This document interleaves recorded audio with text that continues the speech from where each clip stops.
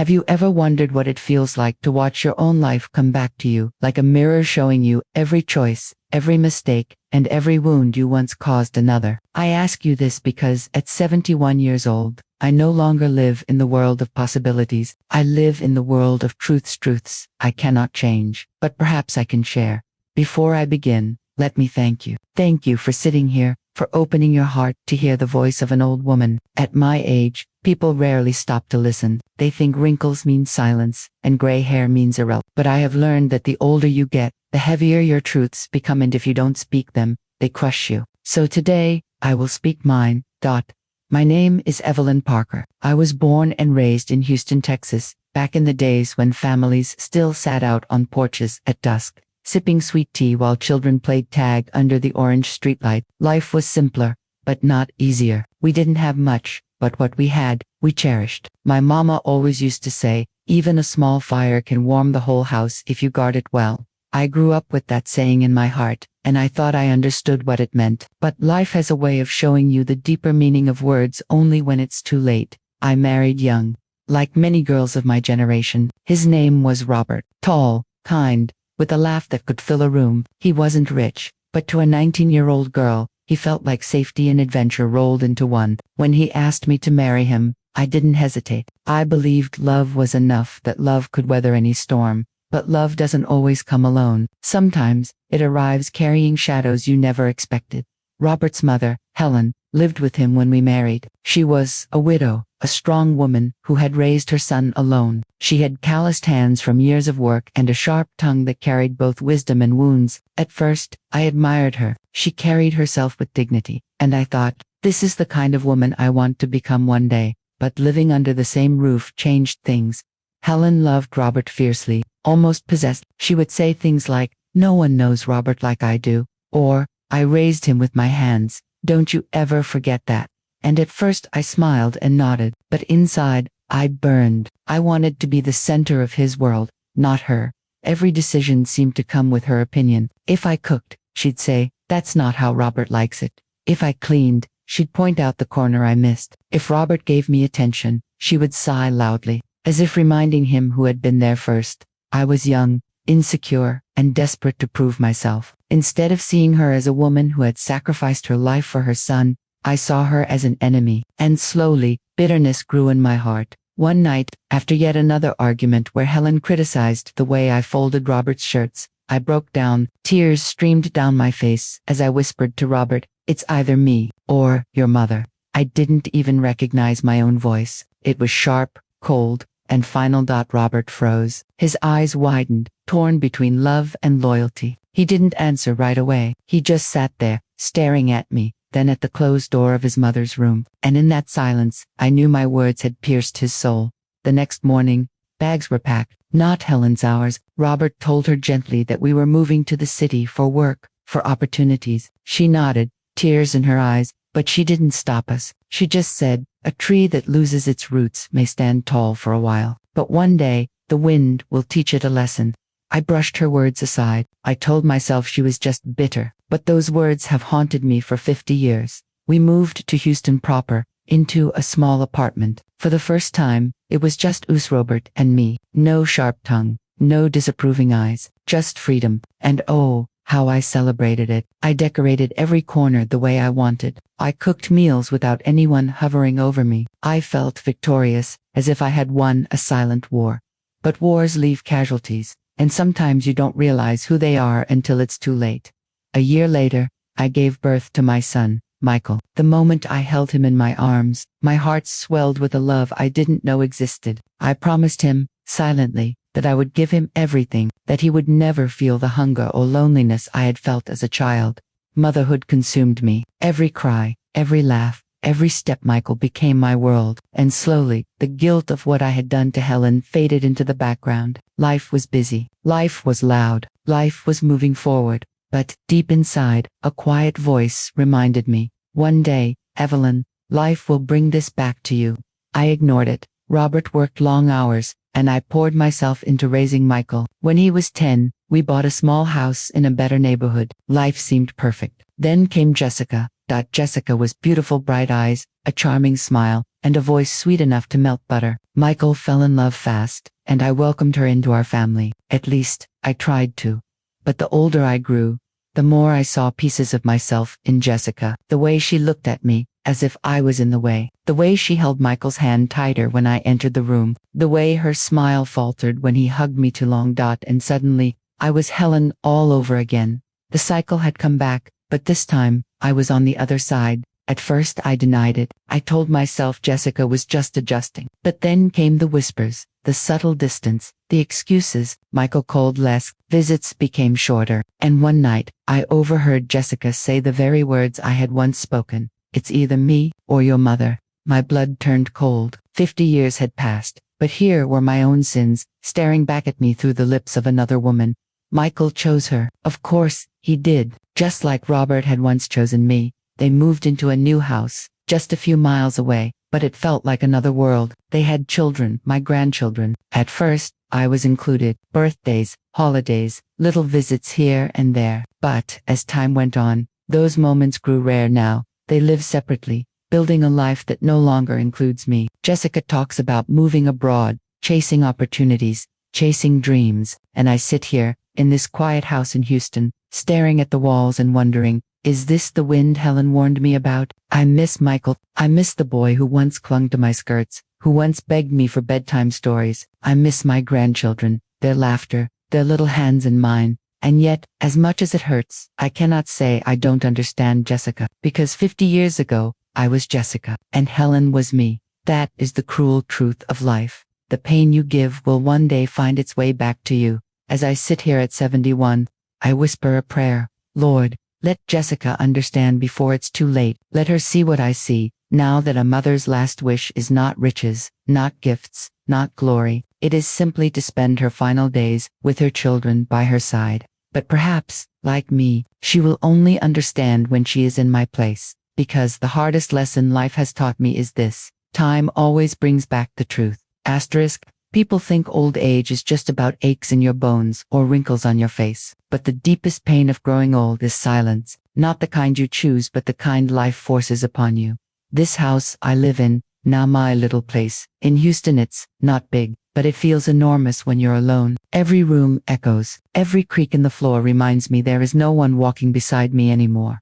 When Robert passed away 10 years ago, I thought the silence couldn't get any heavier. I was wrong. His death was a wound. Yes, but even wounds can scab over with time. Loneliness is different.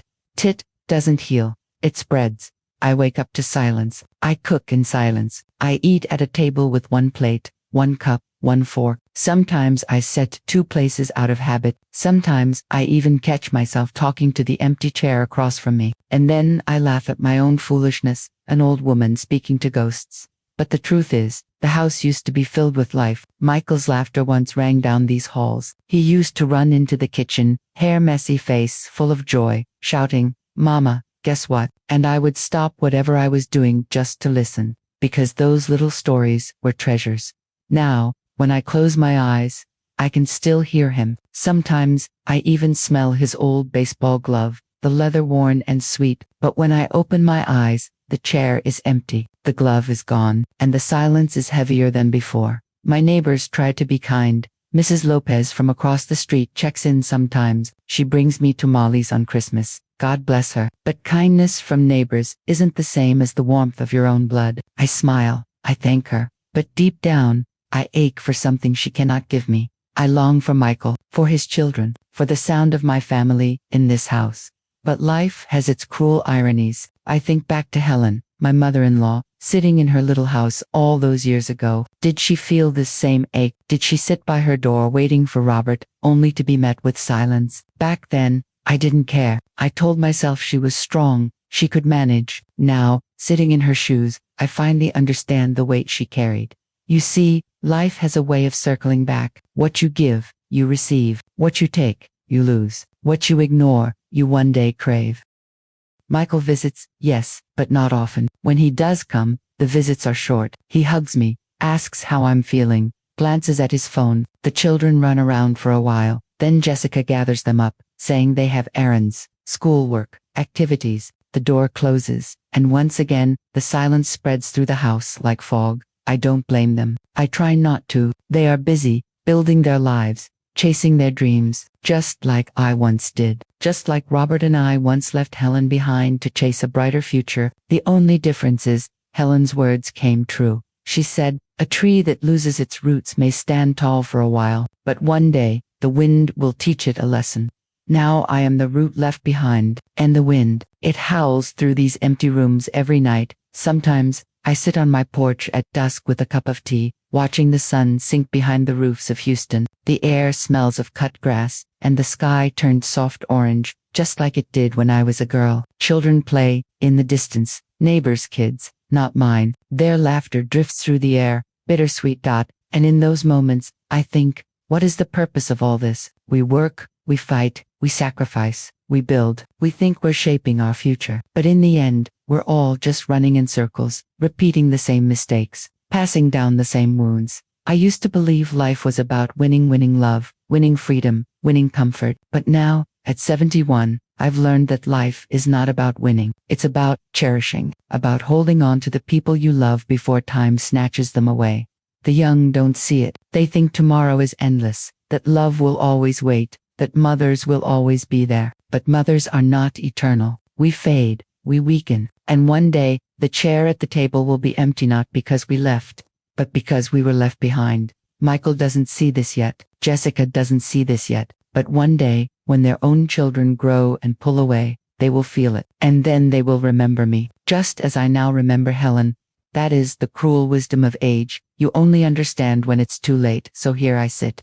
Evelyn Parker of Houston, 71 years old, watching the circle turn. I pray my story isn't just another echo in the silence. I pray someone listening today will hear me before it's too late for their mother, their father, their family. Because once the silence comes, you cannot push it back. You can only sit in it. And remember, when you reach my age, 71 winters behind you. People assume you are only counting days until the end. They think old age is nothing but waiting for death, for disease, for someone to knock at your door out of pity. But I'll tell you something they don't know. Old age is not just waiting. It's remembering. And remembering can be heavier than any illness. Every night, I sit by my bedroom window in Houston, staring at the city lights flickering in the distance. Each light reminds me of moments I lived, moments I lost. Some are bright, like fireflies. Others are dim, like fading candles. But all of them are mine. Sometimes, I wonder, did I live my life right? I remember the day I left Helen, my mother-in-law, behind. She stood on her porch, eyes watering, but she didn't cry. She simply said,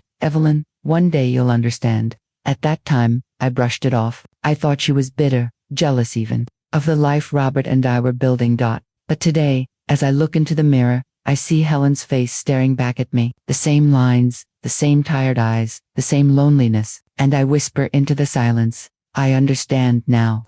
Do you know what the cruelest part is? Understanding always comes too late. Michael tells me, "Mom, we'll visit soon." Jessica promises, "We'll call you more." But soon never comes. More never arrives. Promises are words. Silence is the truth. I don't hate them. No. Hatred has no place left in my heart. What I feel is longing, a longing so deep it aches in my bones. I want to hold my grandchildren close, smell their hair, hear them laugh. I want to sit at a dinner table filled with noise, not silence. I want to feel like I still matter, but wishes don't change reality. The truth is, they have their lives. They are young, busy, chasing dreams across oceans. And I am here, at the edge of my story, clinging to memories instead of moments. People often ask, what is the biggest lesson life has taught you? I'll tell you, life has taught me that time is both a gift and a thief. It gives you youth, love, laughter, and then it takes them away one by one. You cannot hold on to time. You cannot beg it to stay. All you can do is hold on to people while they are still here. Hold on tight.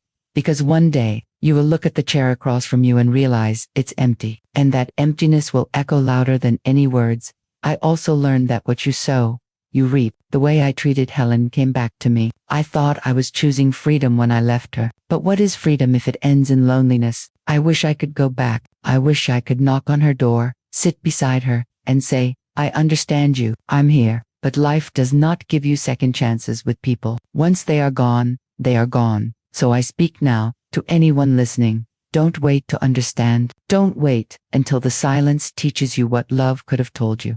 Visit your mother, call your father, sit with your grandparents, listen to their stories, even if they ramble, even if they repeat themselves, because one day, those voices will vanish and you will give anything just to hear them again.